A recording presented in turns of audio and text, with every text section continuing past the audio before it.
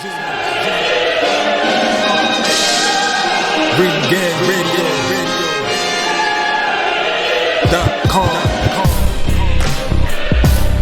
Take over. Last mission. Final boss mode.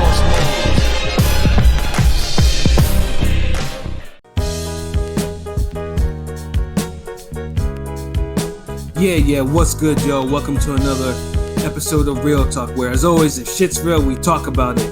I'm your host for this afternoon, Pat Scorpion, the living representative, and as always, I got my man with me. I'm gonna let him introduce himself. Yo, what it do is LB Lauderdale Boss, aka Jesus Shuttleworth, the God, the GOAT artist, you're the underdog, nigga. You know what it is. None of you champions are safe, man. Stop picking on these fucking jobbers, man. People got family and kids to come home to, man. They want to take that money, man. They tired of y'all just fucking piling up on them and beating up on them. One of these days, motherfuckers is gonna say, you know what? I ain't following the script. I'm gonna win this bitch. Word. The day that the jobbers took over, nigga. That's what it's all about, nigga. So that's why you motherfuckers is through out here, man. Jobbers is empowered now. You know what I'm saying? Like, you think motherfuckers are just gonna lie down for these fucking measly 150,000? Like, no. No, you gotta get your zero took or your belt. Either one or the other. It doesn't even get. I don't even matter like anymore. Like, y'all lucky niggas ain't no Broner shit taking your girl too. Or your pride. Take your belt and your girl. Yeah. And your pound for pound spot and your future fights. And your future paydays. Yeah. But yeah, Ring Gang in the building. Yes, sir, man. And as always, I got my other man with me. I'm gonna let him introduce himself. Yo, what's good? You already know who this is. Your boy King P, Bodega Boxing in the building. And I'm the leader of the Inactive Boxers Anonymous support group. You know what I'm saying? We're taking L. We're inactive and taking L. So you know what it is. The Ring Gang don't take no L because we always active. We in these streets. You know what I'm saying? Sir. We in these boxing streets. Ring Gang Radio for life. Yes, sir, man. I know King P, though, he definitely keeps our, city, our streets safe, from all types of ruffians and miscreants and reprobates, and especially fucking rats. You know what I'm saying? It's always the rats. Like, the rats are the worst of them all. But we, as always, man, we fuck them rats. Fuck them niggas. No all rats must die. Yes, sir. Part 2 coming soon. Hey, that's what it's all about. And last but certainly not least, I got my other man with me. I'm gonna let him introduce himself. Hey, what's happening? This is B-Boy Conscious Pilot, the West Coast Avenger, and we're the number one contender. We ain't fighting no bums over here. Yes, I'm sorry, jobbers, but you know what it is. Let's get it. No cherry picking. Let's get it, man. Yes, sir. You know what I'm saying? Even the West Coast Avenger got some bars, man. That's why he's conscious. He stays elevated above the clouds. You dig? So, but hold on, can't we just can I wait till a more popular podcast comes along and I could voice my thoughts on that instead of doing this one? That's how you fucking boxers be sounding when it comes to these fights. Yeah, no, that's fucking retarded. It's retarded, But, this guy has a belt, but that other guy has 2 belts and he's in a higher weight division. Like, no, nigga, stay where you at and fight. I'm saying, oh man, but yeah, no, we definitely got some stuff to talk about for boxing. This past weekend, there was some shit. Some shit got some feathers ruffled and shit. We'll definitely get into that. But first, we're gonna get into our preview for our next big fight for next weekend, and it's not a fight that's getting a lot of attention, and it could be for different reasons. Some that the promotional outfit doesn't know their own logistics or their own fan bases or their own. How many top ranked fights that are big fights got any type of real promo from them this year? Like, you could count, really. Except for Nico Ali Walsh, really. He's the only one that's I've actually seen. Nico Ali Walsh. Yeah, and I'll give you Wilder Fury 3, and that's it. Yeah, and then obviously because TR's having a good ass time making all these fucked up videos of Wilder getting knocked around. It's like, bro, how many remixes do I have to see of that shit? Like, promote Herring already. This promotion of Kill Shots is pretty dope, just though. I ain't gonna lie. Yeah, it's nice, but come on, you got Herring and Stevenson. Show Herring putting Frampton in the bushes. Stevenson has 8 knockouts. Show some of them. You know what I mean? So, they didn't show they had the little 20-minute. I tried to watch half of it, the little 25-minute blood, sweat, and tear shits, right? I seen it. I ain't even watched it yet. It came up on the YouTube page. Yeah, same here too. I tried to actually. I actually forgot to watch it. I went, oh shit. Is it more interesting than Shakur Stevenson's fights? Yeah, no, it's not bad. I mean, it's alright. I'm watching half of it, a little more than half of it. But it's cool, it's good. It sheds a little bit of light into, because they have a relationship, right? Kind of. Somewhat, and obviously, most people know the story. Obviously between Jamel Herring and Shakur Stevenson. They were always cool, but I think they're just trying to play up for the cameras themselves, because I think that's their way of actually trying to sell this fight. Yeah, and then but honestly, in this fight, let's put it this way: before these two, like one of them knew the assignment, and the other one kind of did not. Like the one that knew the assignment was Jamel Herring, because Jamel Herring, like in his second title defense, the one that he won by DQ, he looked terrible in that fight. Like he looked god awful, and he scored a knockdown and everything. But he got the quitter label, and then when he got to the ring with Frampton was so. I picked Frampton against him too, because I still didn't like what I saw in that second fight, but I was wrong about that one. Herring puts on a career best performance and knocks around Frampton for about 6-7 rounds and shit, and got himself a spectacular stoppage. It retired him. I ain't gonna lie, I was wrong about that one. I was dead wrong about that one. I didn't think Herring had that type of finishing in, especially on Frampton of all people. He did it though. Frampton kind of just ran into the uppercuts and shit. He did. Herring just kind of did what he was supposed to do, but I don't know if that's gonna work with Shakur Stevenson. Shakur Stevenson nowhere near aggressive as Frampton is. And Frampton's a shorter, smaller guy.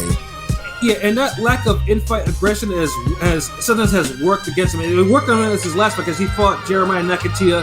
Now, this was a fight where this is where the term sweet science kind of took, blasted off into popularity. Sweet science them for 12 rounds. He even scored a knockdown. But the problem was the punch stats were just abysmal for for how one-sided it was. Like Shakur was too overly defensive, and the fight was just absolutely it was trash to watch. Like I don't like to say fight was trash to watch, but that's what it was. Like if you're that dominant, you should. It was so bad I never even decided to go watch it. It was one. I took my brother. Yeah, it was one of those fights where you just look at your phone the whole time and kind of look up here and there. Yeah, no, it was not. And then in fact, too, Shakur had to apologize because he got so much negative feedback from that fight. He had to apologize for his performance. Like niggas were letting him have it. The next day on social media because how awful that fight was. So I think that could probably play a part in why the fight doesn't have a lot of interest. I think between these two, it could either think the fear is this fight will probably end up like that fight, or maybe Herring will actually use the experience and everything to actually make it a little bit more engaging, so to speak. P, what do you think? What do you think about this fight? I'm not like overly excited, but I think it's a good fight. I think people underrate Herring a little bit, but I also think that Shakur is just more talented than Herring. He's a likable guy, but saying Herring is limited. I think that Shakur, if Shakur had better temperament and really decided to put on a fight, this could be a really good fight, but I just don't see that happening, unfortunately. Hopefully Herring could bring it out of him, but I don't know. Yeah, and I think that's the thing. Like I said, Herring. Herring's probably at the highest point of his career he's ever been. Like, when you suffer the type of losses he had early on when he was with PBC and he got rebuilt the way he did, it's something. Like, he definitely made a comeback, after those two bumps in the road, though.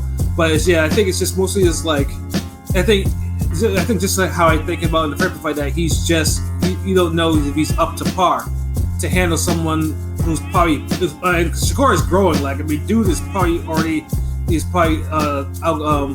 outgrowing 130 as it is, and he's also faster too. But one thing about Herring though, I do think he probably will go out swinging. Like, he's not going to be standing out there again boxed up like Nakatia and all the rest of them that Shakur Sweet Science is up. Like, I don't think he's going to go out like that at all. But I mean, but now at least, but there's also there's also higher stakes too, because obviously winner's going to go on and to probably get a unification fight next year with Oscar Valdez. Is it in Herring to actually go get it though? Right. That's what everybody's looking at. Like that's what's stopping anybody from really picking Herring to win this fight. Yeah, nobody thinks he's actually gonna put foot in the ass, huh? People think he's just gonna stay in that gear, huh? Or we're just like, I'm just gonna cruise out, you know what I'm saying, and not actually press the. Because I feel like, I still feel like Shakur's chin. I want to pause. I want to see it get tested a little bit. So I mean, somebody, like Oscar Valdez, they're He's due for a gut check.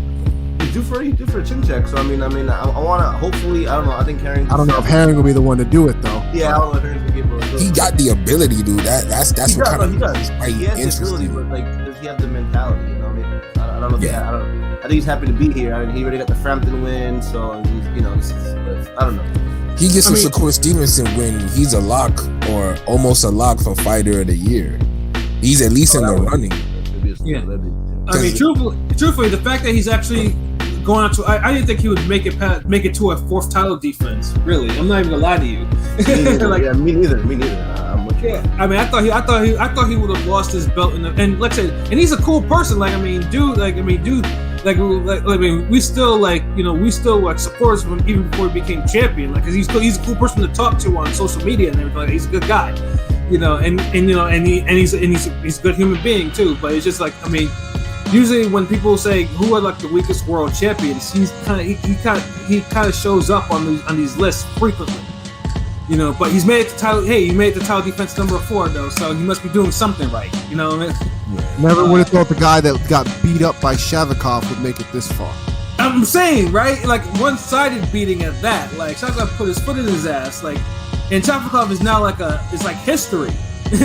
So that's why we can't write people off for just one loss or one bad performance. Like it happens too often in boxing. Right. I mean, it wasn't just one bad performance. He never looked that good. Like, I never thought he'd be look that good that I would think, he'll be a. He still doesn't look all that good though. Like that's. He lost to Ladarius Miller, who's not good to me at all. Like, he lost to Ladarius Miller. People, that's the like Shavikov at least is a puncher. Ladarius Miller is. Yeah, no. Shavikov has ran close fights with like a lot of other quality fighters too. Right. Yeah, but that fight with him wasn't close. Yeah. Like, he lost clear to Ladarius Miller, people. That's the one I'm just like, nah. Like, nah, this ain't cool. No, but he rebuilt himself though, and I'd say he's in 4th title defense, man. Like, part of me is like, do I go for the guy, who's more experienced, but he's like 35 now? Or do I go for the younger guy who barely gets hit but then also too does not put out a whole bunch of offense? And that's another thing, because it depends on the judges. Like, some judges may actually look at it and like, whoa, this guy's fighting a little negative, So maybe if Herring, ups his work rate a little bit and just throws his hands, that judges may like, okay, you know what, he may have won a little bit because the guy didn't come to take the belt, he came to spoil, that type of shit. So I mean. Yeah, I guess it's just how you think, like how you think, what do you think the temperament of both these fighters are going to be? I mean, do you go with the younger, fresher fighter who's faster, or do you go with the experienced champion who doesn't have a problem letting his hands go? What about you, Pilot? So in terms of predictions, like what do you think? How do you think this fight will go? More than likely, we're gonna get a big 12-round yawn victory from Shakur. I'm thinking from my boy King P the yawn, but no, seriously, I think, if Herring puts the pedal to the metal, I think he could crack Shakur's chin, and we can see what Shakur's made of, because we haven't, in all these fights, haven't seen really any pressure applied or and him in any, not even deep waters, him even putting his foot in the water for Shakur. So right. I think we're all fans of Shakur. We all know his talent and skill, but I think Shakur's gonna win, but will it be easy? It might, it might be a boring. Hopefully we could get a banger, but I honestly don't like most Shakur until I see it. I think it's gonna be a boring decision for Shakur, probably unanimous. Unanimous decision. Like what? don't think he dropped. I don't know if neither guy falls. So I'll say maybe 116, 112. So it won't be a schooling, but I think Shakur will win, by 8-4 some shit. All right, that's what it is, man. LB, what about you? Yeah, that's about the safest prediction and probably the most accurate prediction you could have for this fight. This is one of those fights you'll be rooting for Herring to do something big, but you're not sure if he's gonna pull it off. Like you want to see something happen that's memorable, and you're kind of looking at Herring like it's kind of on Herring to do this because we already know what Shakur Stevenson's capable of. He's not gonna fight stupid. He's not gonna one day just go ahead and say, you know what, I could finish a top level fighter and let his hands go more. No, he's gonna play reflex games and just dance around the ring and just move back out of range anytime Herring just even breathes that dude. And everybody's gonna call it boxing and sweet sciencing and all that, and I'm gonna call it boring. And we'll make a poll afterwards and we'll be asking if who you want to see Shakur Stevenson fight next, and then you'll have Valdez or a few other people, and the poll will probably get like 50 results or something. And I gotta agree. 116, 112, 117, 111. Yeah, I don't really see nothing crazy happening in this fight. I hope something does, but looking at Shakur Stevenson with another ho-hum decision, and that's what it is. MP, so I know you said 117, 111. Is that how you feel too? Absolutely. I just think Herring is too limited to really trouble Shakur like that. You know what I'm saying? Shakur has the better footwork, better hand speed. I don't see him catching him like we think he will. Like people want him to. Word. Yeah, I mean, I definitely also see it for Shakur too. And it's like I said, I got respect for Herring too. Like I said, dude, for an unlikely world champion, he's 4 title defenses, and some fighters can't make it past their first title defense. So 4 is considered a long title defense these days. But I do think and physically, dude stays in shape, so it's not even that condition or whatever. But I think kind of age, and I think he basically doesn't have some of Shakur's physical gifts, meaning like speed or the defensive reflexes he has. So I think that'll come into play, and I think that Herring probably won't be able to keep up whatever work rate that he has to the later fights, and he's probably going to get picked apart. I just think he'll get demoralized. Like when he finds it so hard to hit Stevenson, but I think there's 2 ways he could go about it. Like he's either gonna have to outbore Stevenson and make Stevenson come to him, and I would say like how instead of just because Stevenson you can tell Stevenson prepares for guys to come at him. Right. I think he needs to do a little Fresa Cuendo, Chris Bird tactic and just kind of just back up and let dude lead. Yeah, because so basically, give Shakur a chance to show up an offense. Because some people are not. Some fighters are not comfortable leading offense. Hell, even Muhammad Ali. That was Muhammad Ali himself had an issue with that too. Sometimes like that. Because when you excel at reflexes and countering, you want to be able to just set in your groove and just do your thing. But when you gotta go after a guy, that's why it kind of throws people games over. But that's why I feel like if you're a true boxer, you really have to be able to do it all. I never got comfortable just countering somebody because not everybody wants to just sit there or come at you so you to counter them. Some guys are gonna be like, oh, okay, hold on. Oh, you think you're bad, huh? You got reflexes, huh? All right, then come and get me then, nigga. Like, and you gotta go, like, you gotta go after them. Yeah, because you don't want to end up in a situation where you gotta fucking touch a sleep bird ass fight under where niggas are just like, can't figure out what the fuck they want to do and have the ref tell you, okay, we're about to get a double DQ going if y'all niggas don't fight. Yeah, especially if you're a young fighter like Shakur Stevenson. Absolutely. When I see old guys get into these damn stale fights, I'm like, they old. But when you're young, you got your whole career ahead of you. Like, there's no need to put yourself in the, put your career in the back burner with a performance like this. Like, go exactly. for it. And I think Herring, he can hurt.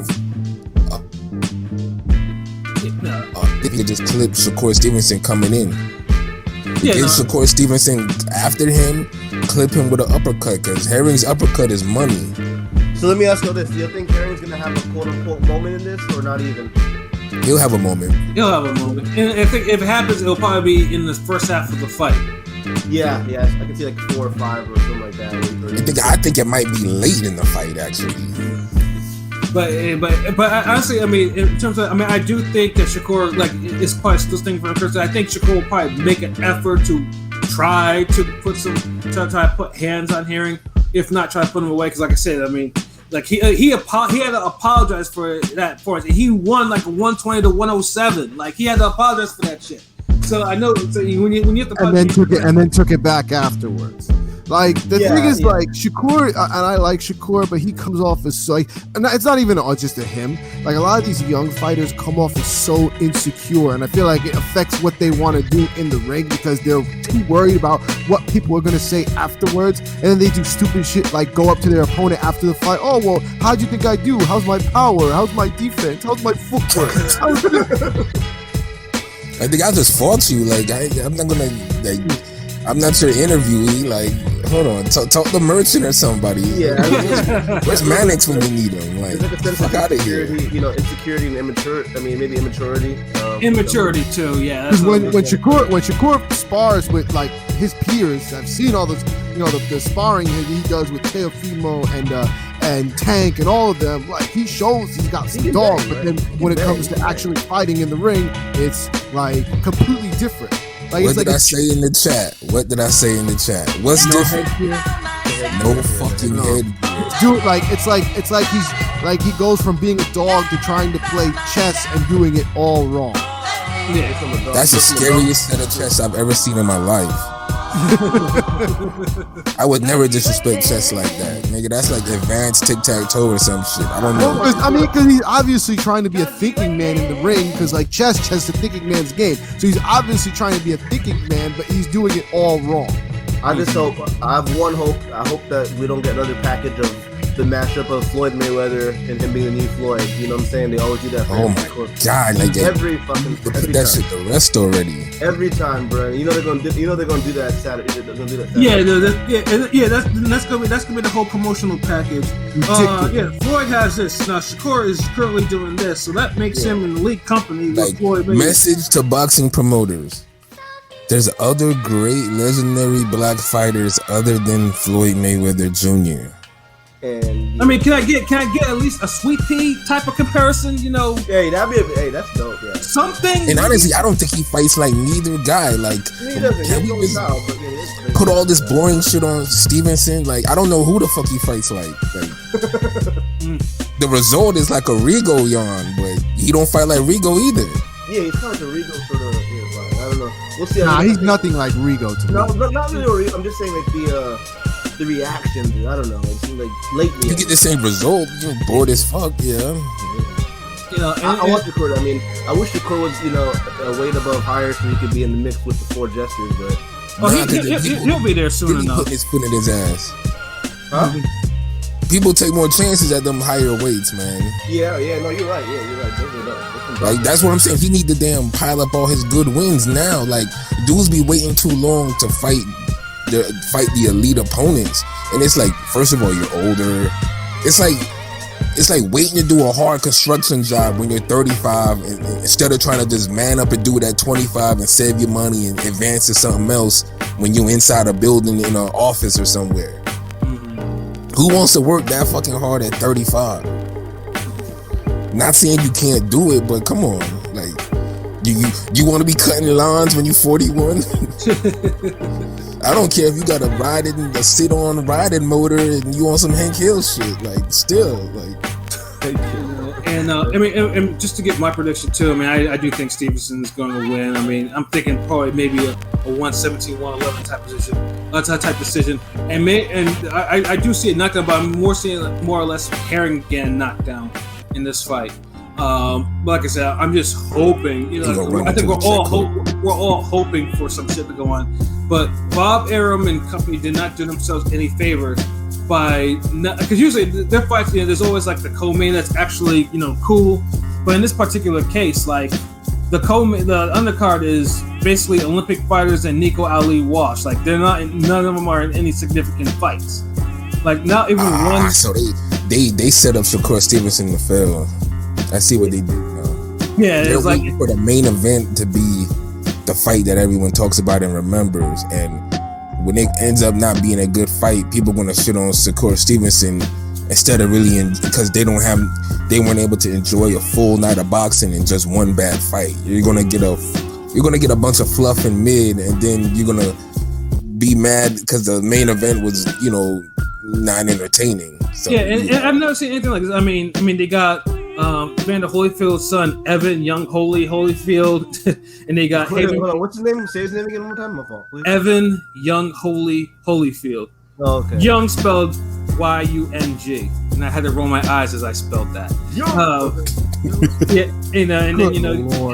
And then we got Haven Brady Jr., we got Troy Isley, and then we got Duke Reagan, and then and I don't mind seeing the young Olympic cats do their thing on there, but then like the co-main should not be Nico Ali Wash. No matter, and like I said, this is where I think Bob is. This is 90% of their marketing is Nico Ali Wash. Like dude.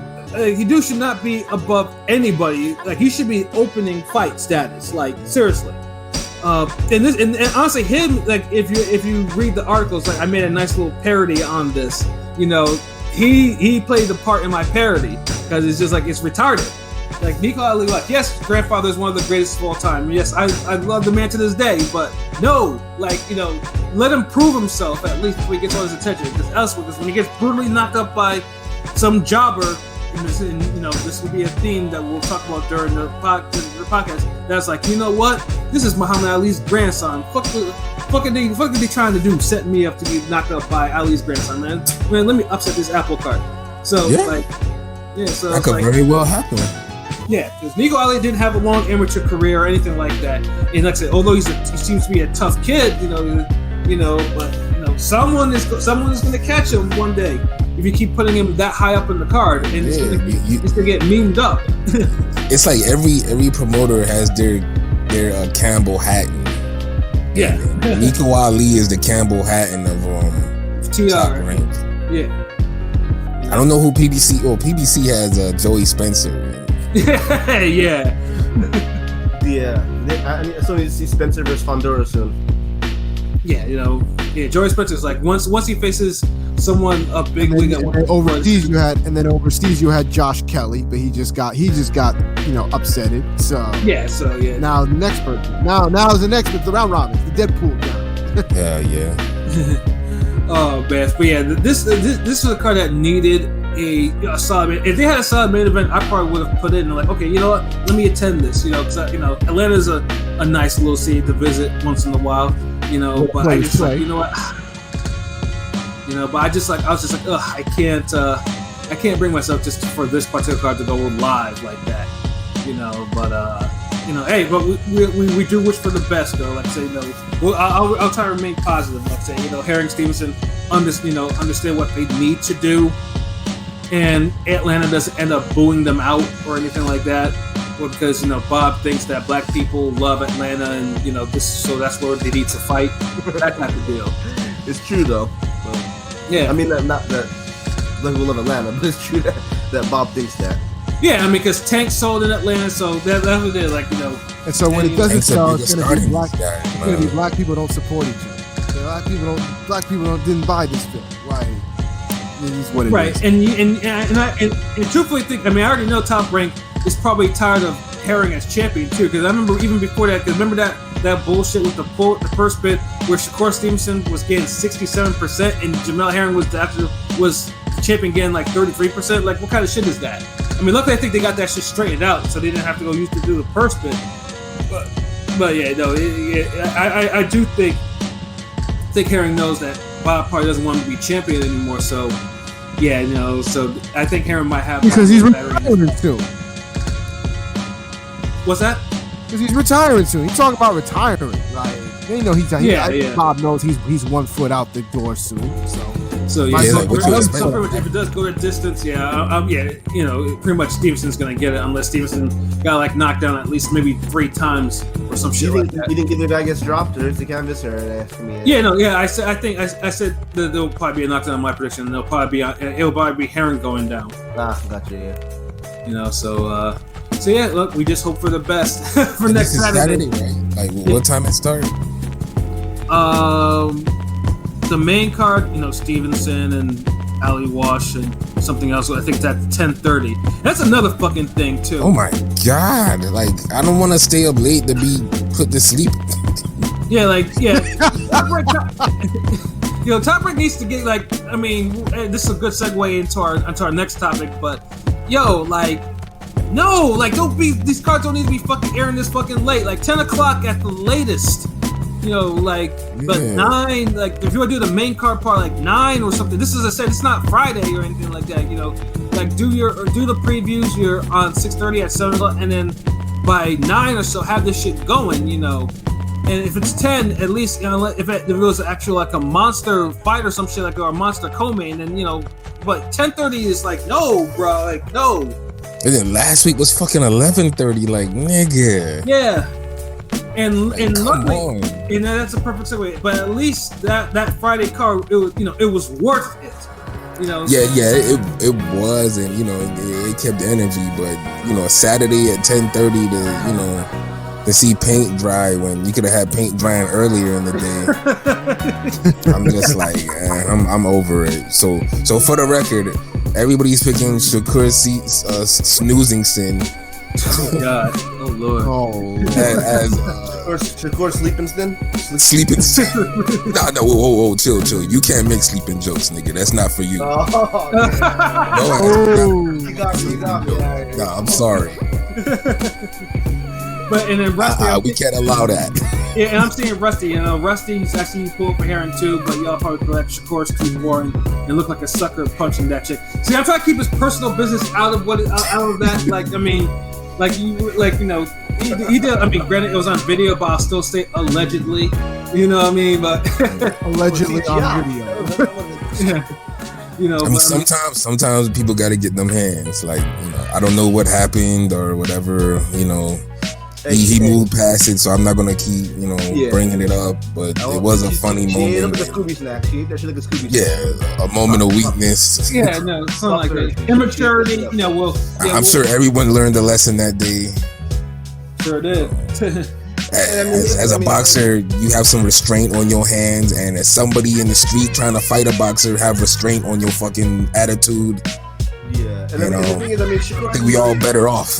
He hasn't really been in trouble since, so that was an immature moment, but Yeah, learned from it. Hopefully, his handlers and him learned from it and was like, don't fumble the bag. This ain't a 35-year-old heavyweight champion making up conspiracy theories and firing his black trainer. Message. So we'll give Shakur Stevenson a break, Yeah, no, but your top break though. I mean, luckily that your Friday card your main card was spectacular. Since you want to start at 11:30, so